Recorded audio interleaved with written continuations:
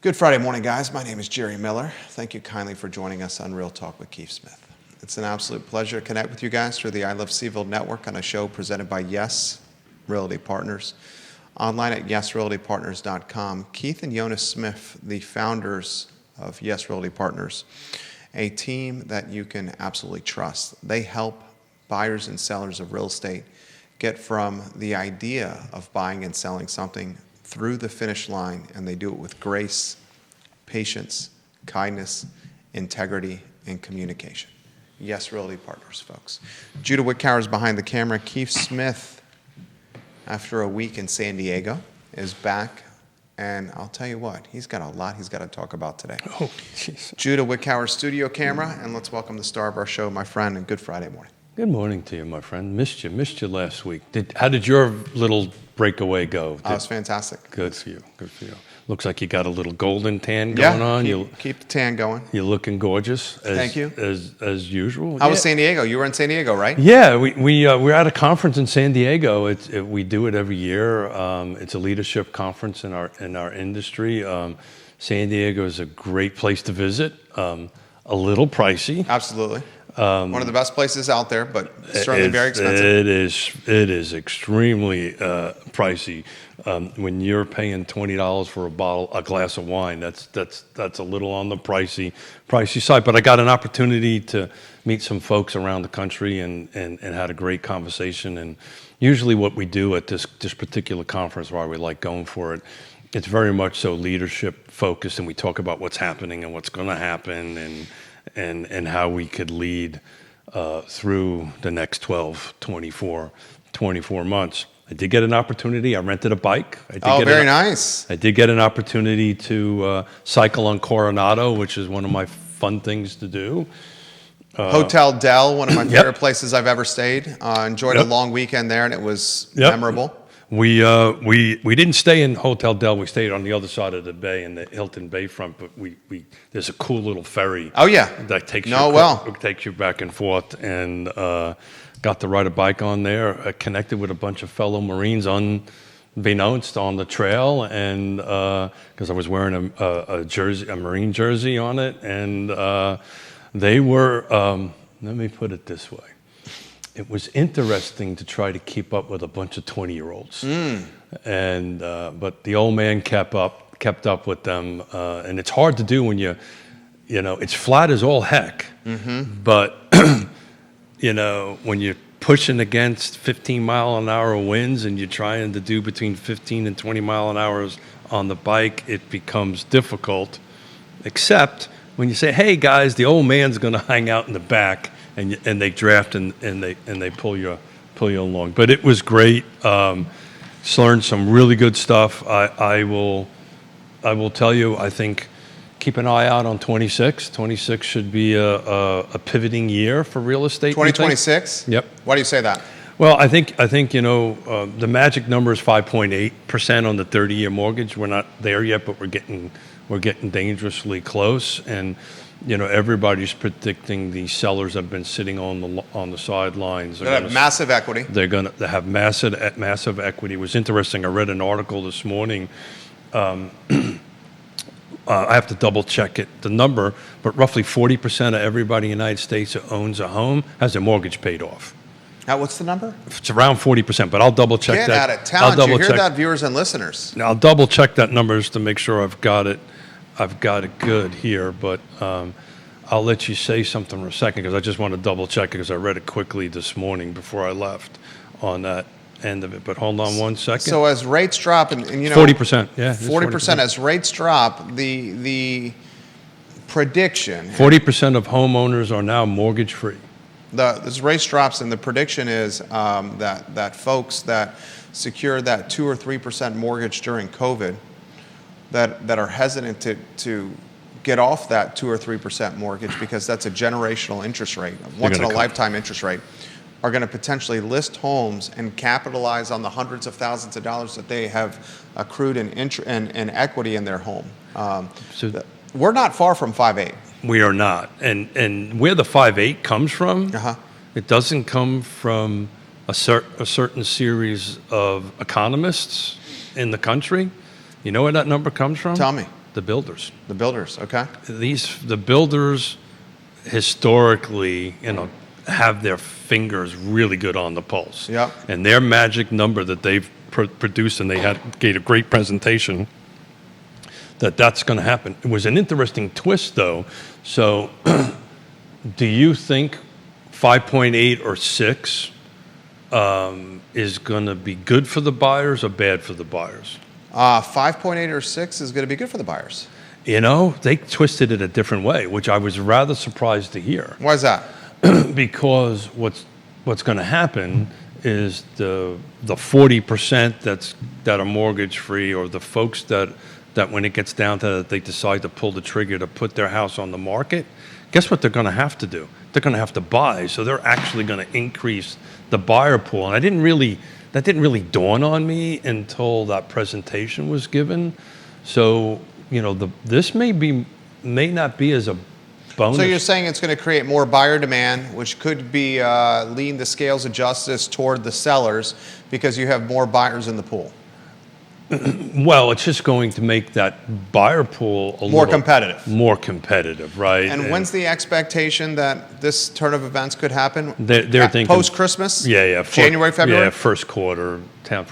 And I've been generally trying to stay away from mortgage predictions. Yeah, right. Except for this one. Yeah. Right. It's clearly the pulse is there. Clearly it's moving forward. Clearly we've been at this for so long that people are ready to move. People move because of the 5 Ds, and we talked about this numerous times. But I found that to be an interesting note that it may be more challenging for buyers, and particularly first-time home buyers. And when I saw this 40%, what that means is the buyers coming in at a lower interest rate are going to be bringing a Brinks truck of gold bricks. There you go. Yeah, and can then compete in a multiple offer scenario where their leverage is in all cash position, which makes them the cherry on top for a potential seller. It makes it even more complicated or more interesting than that, because either if I and what they don't talk about in this article is the 40% of homeowners that are mortgage free, they're boomers. Yeah. Right? Yeah. And that is the majority of the market right now, which is putting a ton of pressure on the first-time home buyer. I project when we do our show in April or May of next year, when NAR releases its number, I think the average age is going to jump from 38 from the first-time home to buyer. over 40? I think 42. 42? I think 42 is going to be the number, which is just like more into the elevated Gen Xs, right? And the tail end of the boomers. The upper end of the boomers are, let's say, aging out. But what the discussion was, and I just thought it was very interesting. We had nothing planned today. It's just Jerry and I being Jerry and I. I love it. I love it. What the sellers are going to do is I think they're going to start selling below market value just to get rid of it, To be able to buy into something else? Buy into something else. Yeah. Because I don't see that. I think I don't see that. I think you're going to see, if it impacts us, is a different story, right? You're saying Charlottesville. 100%. Yeah. I think nationwide you're going to start seeing that because there's so much equity, right? Yeah. And if prices are stabilizing nationwide, Yeah. if prices are stabilizing, they'll take a little bit of a haircut. They still end up with a ton of equity. Yeah. They still end up with a ton of cash to go buy. So I think it's going to be a unique dynamic throughout the country, and it's something I'm going to keep an eye on. I'm not so sure that's going to happen here, right? Because we'll talk about numbers in a little while. This is a unique animal. We're still appreciating, except for one exception, which is the city of Charlottesville, year over year. But we're still appreciating. There's some markets nationwide, and again, this thing in this event we do in San Diego every year is a nationwide look. It's okay, what's happening in the country on a macro level, and as we know, all real estate is local and all real estate is about micro markets. Let's take it to the micro market. Let's take it to Charlottesville. Let's assume that the rate in the first quarter jumps into the mid fives. How does it impact Charlottesville, Albemarle County, and Central Virginia? Well, I think it impacts it by. I mean, I think we're going to see it. I don't think you're going to see, all of a sudden we're going to be going to huge double-digit year-over-year appreciation in value. I think we've been predicting this for a while, and it looks like we're staying there somewhere in the average, right around the area, 3 to 6. We've got one exception of Charlottesville that dropped about 8% since last year. So that's single-family detached has dropped 8%. That's literally up to this morning, year to date versus the same period in 2019. But everything else, Albemarle County detached is up about 2 to 3%. Depending on. I've rounded it down to 2%. Fluvanna is up around 8% on the detached. Louisa is up around 5% year over year. Greene County detached is up around 6% for the detached, and Nelson is taking a bit of a haircut. That's about negative 3%. But the Charlottesville is on the detached side has really taken the haircut from. So I think these outlining areas that have more stable market numbers, right, have more median sales price numbers, are going to see these 3 to 6% year over year. I just think we're going to have more buyers in the market.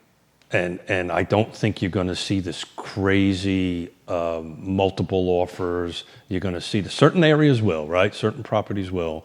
But I think it's going to be a more normal market from that perspective. It's one of the reasons I was looking at what the 2019 comparison looked like if you took a look at my Facebook page. Viewers and listeners, let us know your thoughts. Put them in the feed. We'll relay them live on air. This comment comes in. Jerry's been talking about on his show that all tax collection verticals are down for the city of Charlottesville. Please bring that up with Keith on the show and how that's going to impact the real estate market. You want me to give you the broad strokes, or are you up to speed with that? I'm up to speed. You're seeing, there's a decrease across the board on tax revenue. That's everything from meals tax. Yeah. And you're going to see it in property tax, because if this trend holds, and they do, now the number one statistically volume of sales in the country is mid-October. It's about a 3 or 4 day thing, I think between the 15th and the 18th of October. So we're not there yet. So there could be a big spike in sales in Charlottesville to help maybe navigate that number a little bit. I don't see that happening. Yeah, I don't see them wiping out a negative 8%. Yeah, I don't see that happening. So on the detached side, so that there's a negative 6%. In the city? In the city, yeah. Units sold. No, prices. Our values. We've dropped 6%. Through the first 8 months, 9 months? Up until literally this morning. So 9 months and 26 days. City values for units sold, any inventory type, any product type? So this is attached and detached. That's all I did. Condos is not that much. Yep, attached and detached in the city. 2024 versus 2025. We're down 8% in value. In sales, actually, we're up about 5%. So we picked up a little bit in the last couple of weeks in volume, but we're kind of staying steady in because when we did this show 2 weeks ago, when we talked about Charlottesville, there was a negative sales amount for detached. That jumped up in the last 2 weeks. So there was a lot of pendings pent up, but the valuation at the moment is a negative 8%. On the attached end of it, we're negative 6%, and we're down 16% in volume of sales. So to your point on taxes, or to the point of the viewers' taxes, if this trend holds, somewhere between 6 to 8% by the end of this year, when they send out their tax bill, it has to reflect that. Well, and compounding the matter, viewers and listeners, and we've been talking about this on our 12:30 show, is the sales tax collections are down through the 2 quarters of 2025. They're down compared to the first two quarters of 2024 sales tax collection. And the first two quarters of 2024 were down versus 2023. We have tourism, foot traffic is down. The Virginia Tourism Corporation says the city of Charlottesville in 2024 was down a full percentage point in tourism revenue collection, 2024 versus 2023. We have meals taxes down. So all these levers that drive budget and the coffers for the budget are diminishing or are showing headwinds. Then it's up to council to determine what to do next. The council that I've seen in Charlottesville is not one that is willing to make budget cuts per se. It's one that likes to spend. Very rarely. Yeah, it's one that likes to spend. So if it's going to like to spend, where's that spending going to come from? It's going to come from the backs of And that's generally residential rooftops. correct. Charlottesville's a little better off than some of, particularly my home county, right? Because Charlottesville has. Hey, you guys have no business tax collection in Fluvanna. I actually. It's peanuts. It is peanuts, but I think it's actually to their benefit or to their credit. I think when we go ahead and run this, I think you're going to see that approaching 10%. Again, pretty low. The magic number is 30%. What I mean by that is 30% from business-related taxes versus rooftops. But there's still a huge gap on that. But look, I don't. I had a couple conversations yesterday with some Board of Supervisors. They were kind enough to call me and thank me for my service on these boards and commissions, which was honoring and flattering, frankly. But let me ask it differently. Is your household budget going up because prices are going up? Right? I mean, it's becoming more expensive to put a key in the door. It becomes more expensive to put fuel in your car, put food on the table. Prices are climbing. The county budgets and the city budgets got the same problem, right? I don't know how they reduce numbers without drastically reducing services. Bottom line is, this is my opinion, we're not producing enough homes, in my opinion, to offset some of this expense. Some jurisdictions are not having the commercial base increase, and they can't increase their commercial base. Albemarle County's commercial tax base, Jeff Richardson, the county executive, 2015, the commercial tax base was 15% of the budget. So 15% of Albemarle County's budget in 2015 came from commercial tax collection. Ladies and gentlemen, it's down to 11%. That's a 4% haircut. Now, Rob Neal and some other wise people have made the point that that's because values of real estate are upticking. And I trust these people tremendously, very intelligent people. But still, we are seeing a commercial concern, potentially.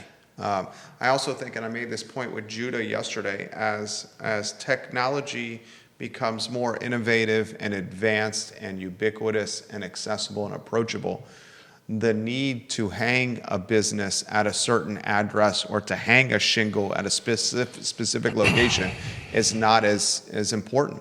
I have a client I'm offering consulting services to. I mentioned this on the show yesterday. That's a reseller. He buys inventory for nickels, pennies on the dollar at estate sales, thrift stores, overstocked inventory at discount stores. He's funneled ways to source inventory, and he sells them online. Doesn't even have a physical storefront. Now, he has a storage area. Yeah, he needs that. He has storage area where he pays for climate-controlled storage at these storage units. Is now up to 3 storage units. This guy's doing north of $750,000. It's him and a part-timer doing this. I mean, this guy, he's a reseller. He's probably earning somewhere between $300,000 and $350,000 selling stuff online. Yeah. Think about that. Look. And doesn't have an address. All he has is a URL. Works from his phone. And that works for him. But the business and making 2.5 times median family household income selling goods online. And God bless him and good for him. Yeah. To speak a little bit about my industry or the real estate industry, one of the one of the things that was talked about in San Diego is apparently according to that data, we're about 250,000 agents nationwide off the high of 1.5, which sounds about right. And So you've lost 250,000 agents because they can't make a living doing it. According to what we were told at this particular meeting in San Diego, and I believe that to be the case. I think that's absolutely the case. I think that number might be light. I think you'll see it change a little bit in the next 30 to 60 days because that's when everybody's dues are due, right? And we'll probably have a better picture of this at the tail end of this year or the beginning of next year. But back to your point on the commercial side of stuff, the market has changed, right?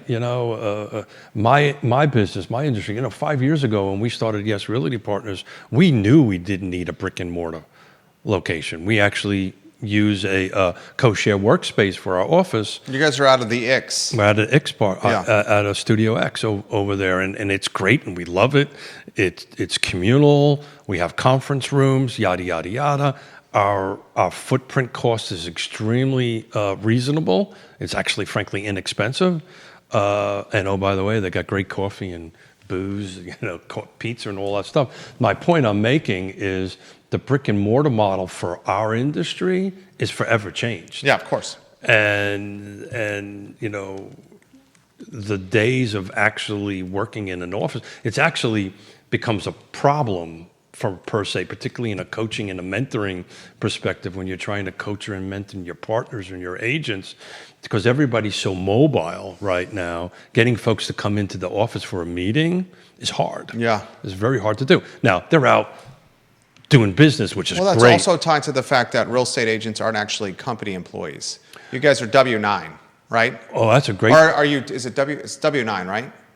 1099. 1099, thank you, 1099. 1099. So coming in and asking them to come in at a set time and do... That's a great thing you should bring... And be completely different if, with our staff, I'm like, you have a meeting today at 10 a.m. You're going to effing be there at 9:55.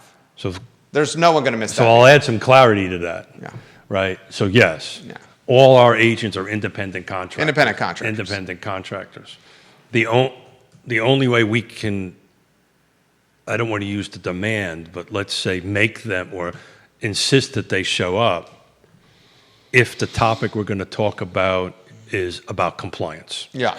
Right? That's different. Then they have to show up. Of course. Or policy, right? Yeah. We are doing X, Y, and Z or something like that. So, but we're very blessed. You have a great team. We have a great team. Everybody shows up. Yeah. Everybody's all about... Everybody shows up. Not everybody. Usually I'm in the middle with a phone stuck in my ear. Okay. In my ear. But yes, I would say 75 to 80% show up. Because you got a lot of them watching the show right now. Yeah, they show up. All right. They show up. They show up. They engage, right? And one of the great things I love about our little partnership is, we're all about helping each other, right? Nobody kind of gets into their competitive chair. Rising tide. Yep, 100%. But yeah, it's interesting. You're going to start seeing that. I know we've talked about this on the show before, but this came up out in San Diego, and we've kind of been in front of it again on a national level. Multifamily has taken a hard hit. Well, it's pretty much the brakes got hit on multifamily. So whatever you see going on, and it's from a funding perspective, banks just aren't lending money on it. Comments coming in. Jason Howard, CVille sales tax has to stay down and even go down more. Nothing is coming online to replace a business. For example, on Kroger on Emmett Street, which also included a busy gas station. What are some of the other businesses that we've highlighted that have closed this year, Judah? It's obviously the Kroger on Emmett Street that had the busy gas station. Yeah, but good Lord, how many grocery stores does this town need? Yeah, it's got too many grocery stores. It's but ridiculous. The point he's making is that Kroger on Emmett generated a lot of business, and it closed. So that's going to impact the sales tax collection, is the point he's making, right? Or is that... Little John's another one that's closed. Bonnie and Reed has closed. Boylan Heights is cut down 2 days. El Joe's is closed. I mean, this is just off the top of our head. And that last few months. And that's food and restaurant focused. El Joe's is not. El Joe's is retail. Is retail closed, right? Yeah. And the city is going to raise taxes on residents, ladies and gentlemen, businesses, tenants, property owners. I'm curious to see the impact that's going to have on Charlottesville. I'm not, these are my words, they aren't your words. I've seen a deficiency in leadership from council of late. And that deficiency in leadership from council of late has put Charlottesville in this position where all their tax collection levers are down. So they're all down. So I hear you. I know you have to hedge with some more rosy commentary on this, but I don't have those ties. Yeah. And that's why people listen. Yeah, no, I get it. And people listen because we have different opinions Yeah. on stuff, and we actually can have a conversation about it and then hug afterwards. 100%. Right? Yeah. So if you were running a company, Well, let me. and you were running a company, You I'll gotta get let out of me your way. answer. Absolutely. You're running a company, and you're the head of the company, and all your levers that generate revenue for your company are down. Mm-hmm. And they've been down for back-to-back years. What happens in that scenario to the people running the company? Are we going to talk about a specific industry or just across the board? Company, there's a leader running a company, and for back-to-back years, that leader running the company, his leadership has caused a downward trend in revenue collection. What happens to that leader? So you're trying to tie company to local government. Council. I hear you. I hear you. Well, I want to get back to the local government, but you obviously know the answer for the business end of it because business operates a little bit differently than the local government. I know you're of the opinion, and so am I, by the way, that local government should operate more like a business. It has levers and restrictions that it can't that do that, but you know the answer. Either the CEO gets fired, the business shuts down, right? Or it reinvents itself. So in this scenario, reinventing itself for Charlottesville is just going to its residents and taxpayers and asking for more of their retirement income. Let's tie this back to the real estate. So we're talking about, we got a negative 8%. That's right? huge. Somebody's going to ask me why. Negative 8% in real estate values in Year Charlottesville. over year, single family detached now. Yeah. Single family I mean, do detached. you hear this, Juan Diego Wade? Now that's median, he knows this. Okay. That's median sales price. Now, it's not average, right? So, I like to use median. Some people push back on me on that I should using average, but I think median is the right number because it drops the highs and lows out. I think median's the right number. And I get a ton of pushback on From that. whom? Realtors? Mostly real estate agents. Greg? Pardon? Greg? No. Just, I'll be kind. Sometimes it might be people that don't understand the difference between the two. Okay. And then you have to explain the difference between the two, and then the light bulb comes on. Because you surely don't want to look on the end of it. But here's the reality of what's going to happen in Charlottesville, right? And this is hard. What I wrote and posted this morning about me coming off all these boards and commissions, and these are things I've been doing for 15 years. I know you have. For free.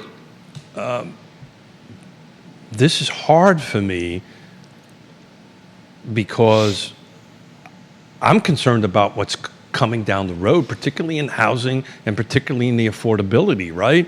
There's personal reasons I need to do it, focused on health and parents and frankly, we're at an age and I'm trying to build up my businesses so not too long from now I can travel more. Oh Yeah. my God, he got nervous. No, I He don't twisted. get nervous. I mean, you got to. You're looking at 6 to 7 years of professional life left. Oh, yeah. I'm thinking less than that. But anyways, Yeah. but yeah. I mean, you got to do it. Yeah. And we're blessed. But I tell you, I look at these numbers. I have this conversation with you. What's going to happen in Charlottesville, even with the prices dropping down a little bit, it's going to, I'm just going to say it. It's going to continue to be more wealthy, more white, right? We know that. And and that's the struggle for me for coming off of these bodies is because it doesn't have to be that way. Okay. Now let me finish. Yeah. Okay. So You got to get to the point. Why is real estate values dropping? That's the whole premise of what you're doing, right? Yes. Why are the values down 8%? I think they're down 8% is because of the price point. Okay. A. B. the zoning, what's going to happen. There's a lot of uncertainty in that. And I think there's a movement out of the downtown areas again. I think you're starting to see this movement from downtown areas out that way. That's why you're looking at Greene County is booming. Again, it's the right price point, right? So price point has a lot to do with it on that end of it, but that's why it's happening. But I'm wondering what your thoughts on it. I just want to go back to the city council thing. What we're dealing with now is been a long road coming. It's not this city council, it's the one before that. It is a stack of... I push back on that. Oh, I push back on that. I mean, we had a mayor... This council is in a lot of ways reminiscent to me of the Nikiah Walker-led council. And it's reminiscent of the Nikiah Walker-led council without the headlines of rape allegory poetry and comparing Charlottesville to rape in poetry and some of the other stuff that Nikiah Walker did that was sensationalism. But it's symbolic of Nikiah Walker's leadership at her council in that the policy that council is pushing currently is one that is just backed in not having a backbone and trying to do a lot for everyone, but not a clear-cut path for what's best for the community as a whole. And we saw that with the houseless ordinance, the shelter ordinance, the homeless ordinance that Chief Koch has presented. Juan ran that meeting horribly. My words, not your words. And that homeless ordinance would have cleaned up downtown. Now, I've highlighted on the I Love CVille show, off-the-record conversations I've had. There's only a little bit that I can talk about here. The city is on the cusp of purchasing dirt and a building where it's going to become the new campus for the houseless. Okay, that could close potentially this year, by the end of the year, which would then give them the leverage to potentially clean up downtown because there will be an alternative option for the houseless. And I think that's going to motivate a change in trajectory for the business district, which sets the pace and tempo for all the city and the region. I vehemently disagree with comparing this city council. I mean, these are your friends. No. I just don't think, in my opinion, it's not operating the same. Some results might be the same, but the last council meeting, people were screaming at each other. Yeah. That's what happened in the Nikiah Walker era. The police chief was villainized. The business community was stigmatized. That happened in Nikiah Walker. Yeah. That's wrong. Literally the exact same thing happened when Nikiah Walker was the mayor and running the meetings. Got it.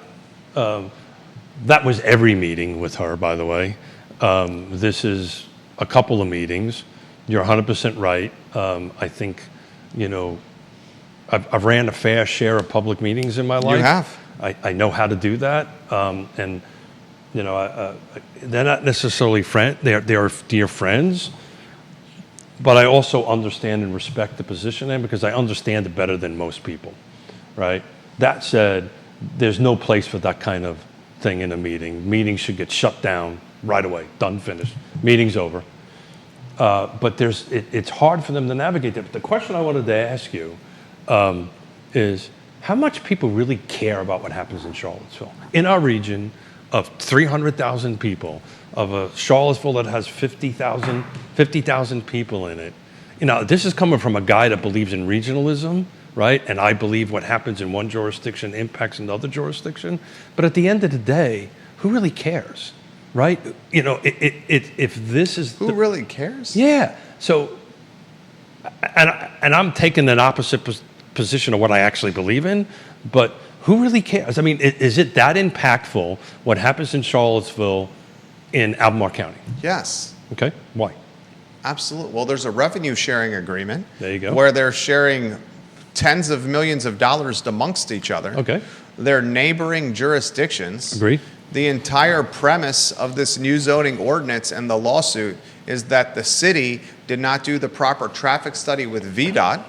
Okay, that's Charlottesville and Albemarle County tied. So let's break it down. The University of Virginia, the #1 source of the economy, operates both in the Charlottesville city limits and Albemarle County city limits. That's another Venn diagram link. People routinely work in Albemarle and live in Albemarle and work in the city, so they're commuting across jurisdictional lines. 100%. Anyone who thinks that Charlottesville's headwinds are not going to impact Albemarle County in any capacity are just Or not Nelson intelligent County people. or Greene County. Yeah. So what was the last paragraph I wrote in my post? What's that? Get involved. Yeah. Right? I asked this question, not necessarily believe in it. I asked this question to go ahead and push it because the reason I asked that question is on the real estate side, that's what I hear, right? I don't really care what happens in Charlottesville because I'm living in Crozet. I don't really care what's happening in Charlottesville because I live in Lake Monticello. And I hear this from Board of Supervisors, right? Well, I don't really care what's happening in Flavanna or whatever, if I'm talking to a Flavanna folks. I don't care what's happening in Charlottesville for the exact reason you just outlined is exactly why they should care. Right. It's just, it's foolish. Yeah. Yeah, no, I threw that out there to When Charlottesville posts a year-over-year decline in values, and year-to-date, year-over-year, the decline in values are 8 percentage points? City of Charlottesville detached were negative 8% versus 24, but up 44% compared to 2019. So that's Yeah, but that number is meaningless. 100%. Because that includes the COVID explosion. no, that's just that specific year. Yeah. So it's the year of 2000. Hold on a second. The year of 2019 versus the year of 2025. There was a 44% uptick in value. I'll double check this. Hang on a second. 44%. But that number is meaningless because that 44% uptick in value was fueled by the pandemic. No, And the the pandemic happened after 2019. Right. So if you're looking at 2019 values versus 2025 values, got it. that The in-between. incorporates the in-between. No, I'm looking at two separate years, year over year. I'm comparing 2025 to 2019, but 2025 numbers includes the COVID explosion. Yeah, 100%. Yeah, so you can 100%. disregard that number. Yeah. The number is comparing 2025 to 2024. It's 8%. And year over year, 8%. from January 1 until this date, which is the 26th or 27th of September. No, it's a 26. Negative 26. 8. It's down 8 points. 8%. That's crazy. Why isn't city council, why isn't the legacy media talking about this? The only people talking about it is this network right here. If any business was down 8% year over year, leadership would be canned. But yes. And this is sales tax collection too. This is transient TOT, lodging taxes, meals taxes. This is foot traffic. The reason I asked you This is everything. This is the reason I asked the question. If I live in Albemarle counties, do I care what happens in Charlottesville? And by the way, if I live in Charlottesville, do I care what's happening in Albemarle County? And the answer is yes. Absolutely. And that is why things like the Thomas Jefferson Planning District Commission, which is a regional planning body, is so important because it brings all these different entities together. But it's shocking. I don't. And this is all happening at a time where there's not a full-time president at the University of Virginia, all happening at a time where there's not a provost at the University of Virginia, all happening at a time where there's an interim CEO of UVA Health, an interim CEO of the hospital. Is there a dean of the medical school in place yet? And all happened at the time where there's turnaround at the foundation. And Colette and Tim. And we don't have a real competitive election in the city of Charlottesville. You got Samuel Miller District, Scott Smith, and Fred Missile. Nelson County's got some, but I'm talking about the city of Charlottesville. That race was settled at the Democratic primary, right? So we don't even have the ability of a contested race between now and November where this discussion can happen. Right? Where this discussion can happen. So at the moment we're there. I don't even think we have the media outside of this where this discussion can happen. Well, Where's the platform where this discussion could happen? When I disclosed 2 weeks ago the number down on the city of Charlottesville to elected officials, they were surprised. Well, that's my point. And I know, like, I was They do a lot, though. You know, Jerry. Last week, I was in a Q&A, Friends of CVille. How'd that go? Friends of CVille. Greer, I think, is watching the program right now. They invited, there's probably 80 of us that showed up, real estate owners and business owners, prominent to downtown. And I promised Greer that I would only talk about what I said in the meeting and not what any of the other significant stakeholders of this community said. Neil Williamson was there. He's watching the program. Hey, I did not see Sean Tubbs there. Did not see any other media there. Chief Kachis was up front. Juan Diego Way was up front. Sam Sanders was up front. It was extremely apparent to me, and I know you have ties to him. This is just my words, that Mayor Wade is in over his head when it comes to the scenario we are in. I gave him a very straightforward comments. I think I spoke the longest of any in the Q&A. I said, in a nutshell, your sales tax collection is down, your tourism is down, your foot traffic is down, your values are down, your meals tax are down. And your costs are going up. Your costs are going up. You have financial hardship on the horizon. What is the plan to get us out of this? And his comments after I said this was, our plan is to plan. Our plan is to plan, is what he said. Yeah, well, what would you expect him to say? What did you want him to say? I could I answer that question without our plan is to plan, with a clear-cut plan of how to get us out of this. I could give you the plan in 2 minutes of how to get us out of this. And it's difficult. I'm gonna look, because of what I do, I have the trust and faith of lots of different folks in the elected. Well, now you're off all boards. I'm not off all boards until June. Okay, until June? In June of 26. Okay. That's when my chairmanships. So you have 8 months left. Yeah, so somewhere around there, 8 months off. And I'm traveling 2 of those months. Yeah. So it's around 6 months. And I still wouldn't, after that, point fingers, right? We always used to talk about this on the show. We got 3 rules, right? No divisive politics, no pointing at fingers, and have a lot of fun. We haven't talked about that in a while. But I will tell you. And we're not doing that. 100%. We're just having a debate. So I'll leave names out. And I just want to try to couch what you said to what I'm hearing. So I sat down with more than one city councilor to talk about what we always talk about on the show is the second side of the zoning coin, which is the site plan side.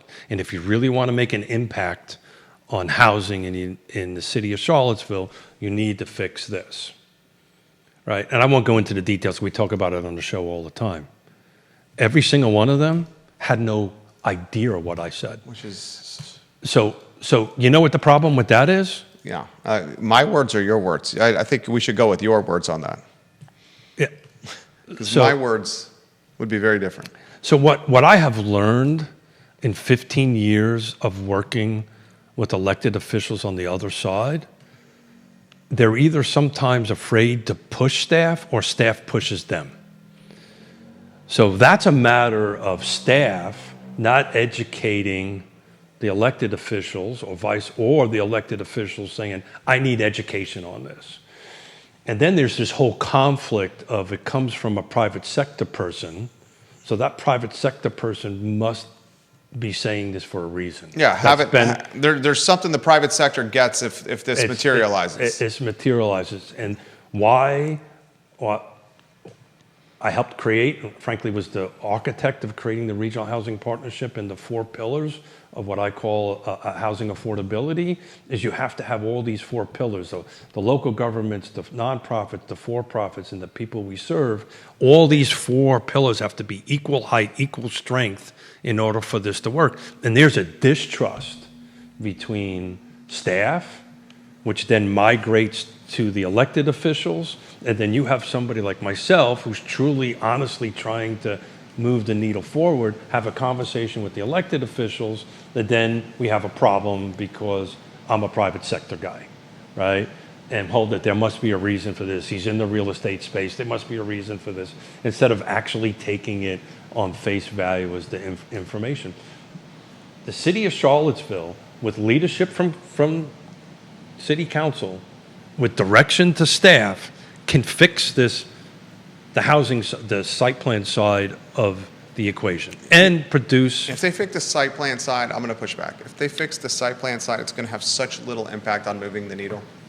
This new Well, zoning. it will. Not till the new zoning lawsuit is done. No. And the new zoning 100%, lawsuit is not going to 100%. be done until September 2026 at the earliest. Oh, no, We found out yesterday that the court appearance, just going to court, is not until September 2026. And then there's going to be forever after that and appeals. Years. Right. Yeah, so so it's if not they a- fix the site plan today, it does nothing. What they need to do this, it's a multi-pronged attack to solving Charlottesville's salute problem. You want to know what it is? Sure. Here it is. First thing. On housing or in general? In general. First thing, take your business district, the downtown mall, and take any district that's doing business and clean it up. And they're doing this, or they're trying to do this, with this deal that's in the hopper for this houseless concept that's off the bypass and close to Route 29. Okay? Clean up the business districts. When the business districts, most notably the downtown mall, are cleaned up, that will drive tourism engagement, which is incremental revenue. The best kind of tax collection is the tax collection tied to people that visit us and leave, and don't tax our schools and our roads. Can I stop you there and jump Please, in? please. Because I'm going to say something that is not, it'll sound political, but it's not. See, that's why people like listening to what I say. Is I don't politicize anything. Yeah. But people might take what I'm going to say that Okay. way. So we had 2 one-week conferences. Spent 7 days in downtown DC and 7 days in downtown San Diego. What do you think I saw as a difference walking around the city? Tell me. DC was unbelievably clean. Yeah, you know why? Unbelievable. Because of Trump. Unbelievably clean, right? There was, and we stay at the same hotel, same exact. So you've seen it evolve. Year over Yeah. year over year. Well, hold on a second. In DC, we walked from the hotel, Yonna and I, down to the river, all the way around. We do a walk. Last year, it was unpleasant. This year, they actually had tables and chairs set up in parks, and people were sitting and talking. San Diego, we had an event at, Yonna likes to race cars. So they had a indoor F1, actually go-kart kind of thing. It was really cool. And we had to walk from the hotel to there. Half the distance we walked in DC, and this is going to be a little descriptive, stepped over human feces, Yeah. stepped over needles. I felt comfortable because it's back home. Yeah. Yonna was extremely uncomfortable. Of course. And if she wasn't we weren't together, we would not have went to that event, right? So I get it. Clean up downstairs. The thing, people might come back, but I just, this is not political. This is not this party, that party. This is a reality of it. Walked through DC, felt super safe, didn't have a problem with it. If I stayed around the main hotel or Coronado in that, or if I walked 3 blocks, 4 blocks in one direction, we used to call it back home sketchy. I was in a sketchy neighborhood. So you got a similar scenario wanted to tell and the that most story. important 8 blocks of the entire region, the downtown mall. Yeah. And Juan Wade led a meeting this few weeks ago where council asked the police chief to present a homeless ordinance that was empathetic and rooted in kindness and patience with removing the homeless from the downtown mall. They would give them 2 weeks notice, and they would store houseless possessions for 60 days on taxpayer dime. It's the most empathetic ordinance for cleaning up the mall I've ever seen, right?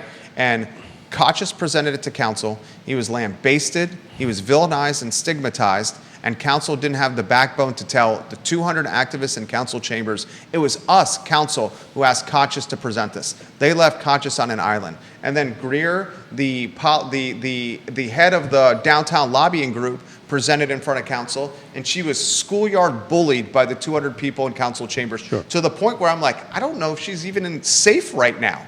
And all Juan Wade was used the word please, please, please, please over again to try to maintain order and control. It should have been shut down. Okay, he didn't ask anyone to leave. Juan Diego's a very dear friend of mine. We're born on the same day. Right. But that does not belong in a meeting. It was humiliating Yeah, that does and not reminiscent and nostalgic of Nikiah Walker's leadership. Yeah. You want to clean up Charlottesville and you want those tax levers to uptick, you clean up the business districts.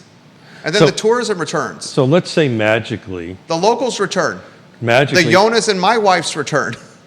so magically, was it's money, magically, we have this show a year from now, assuming I don't get kicked off the air here. But we have a year from now, and that number year over year is not 8%, it's negative 16%. What do you Council is effed.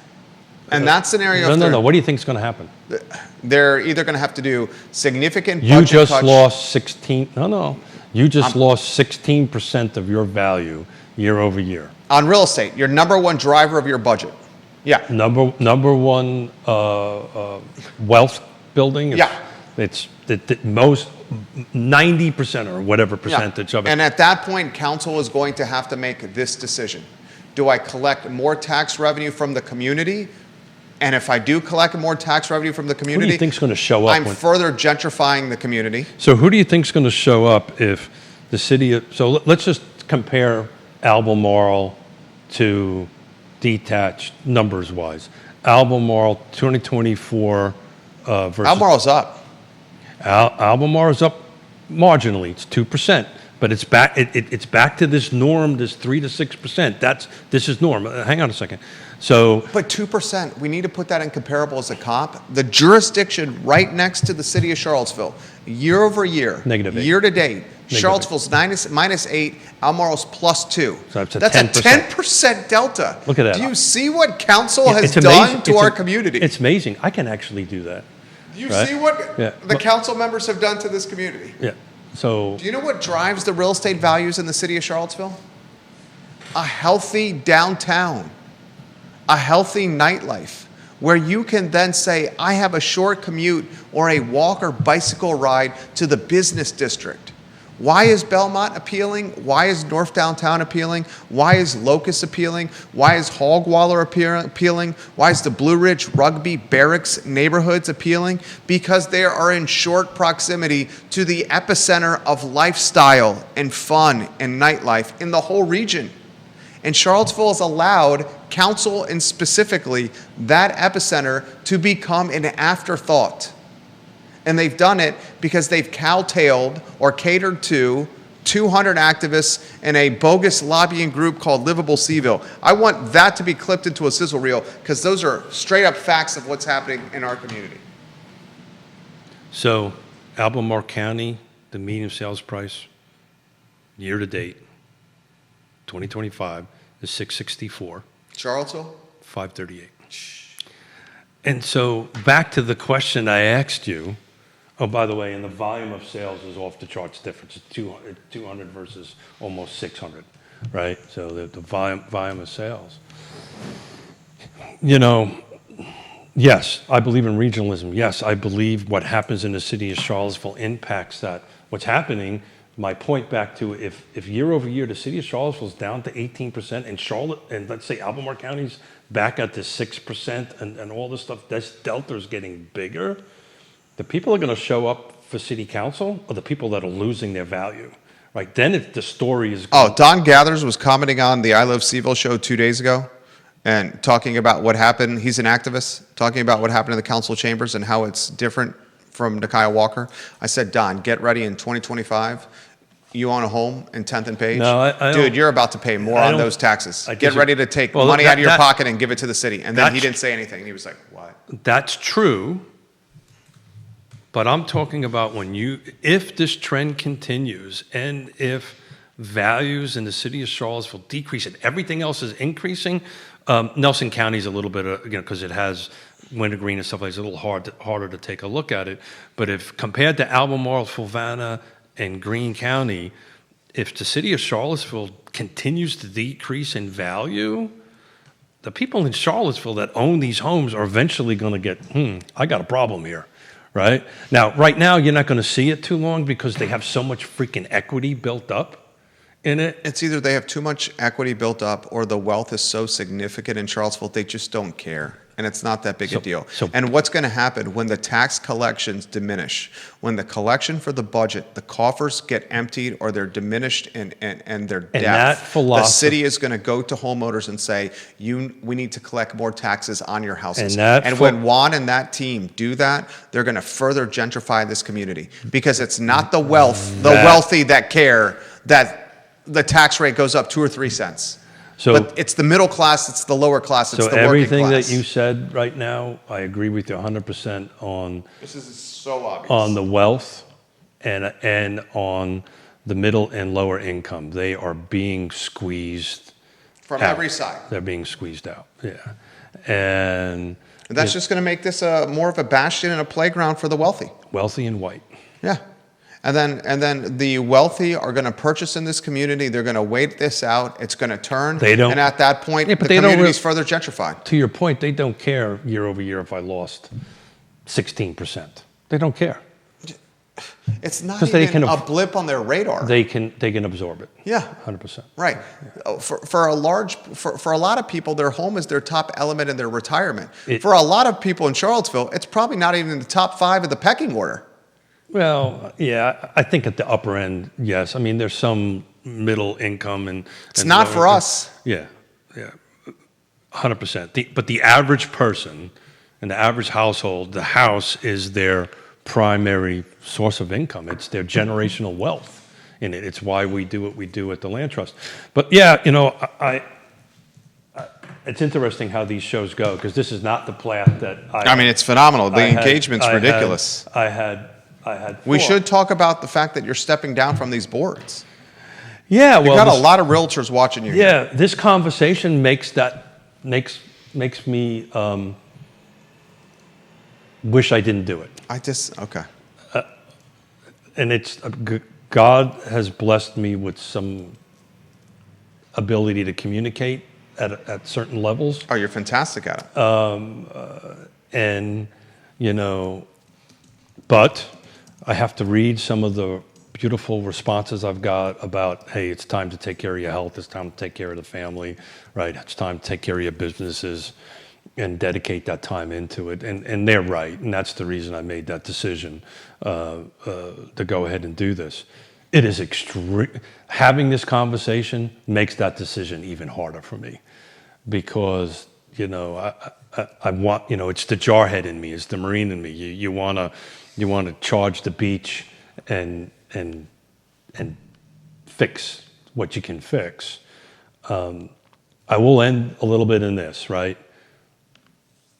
Love these conversations, right? Mm-hmm. I do, but get involved, right?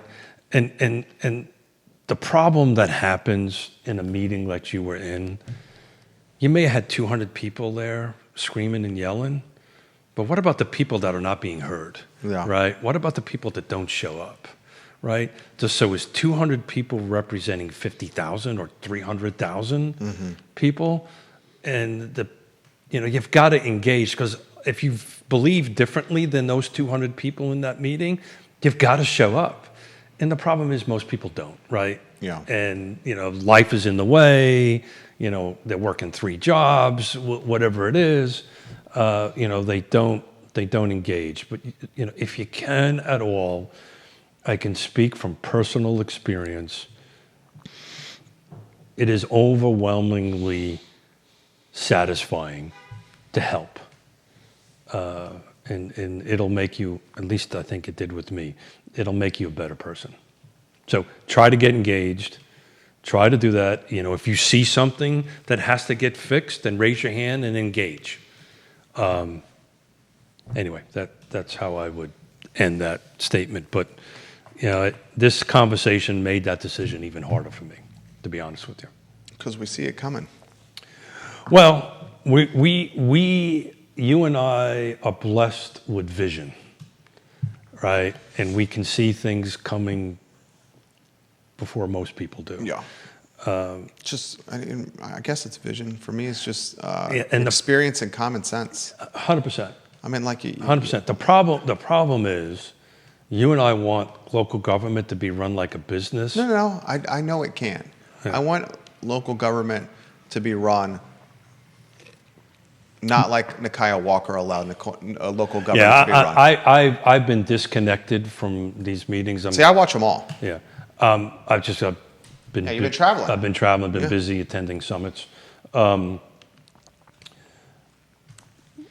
to allow a meeting to descend into F you, F me is a mistake.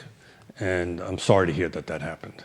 That should not happen. Yes. That if we cannot respectfully communicate amongst one another different opinions, like you and I are doing here during the show, then if I was mayor or chair of that thing, I would have shut that meeting down. I would have said, okay, we're done. It just can't, you can't have that type of, I mean, my God, just take, anyway, I'm going to shut up. But And the please, crazy thing is the folks that were please, anti the houseless ordinance, the homeless ordinance, that called it criminalizing the homeless, are the ones that, if things go this way, if the KPIs continue trending in this direction, are the ones that are going to be gentrified out of the community. oh, 100%. Yeah.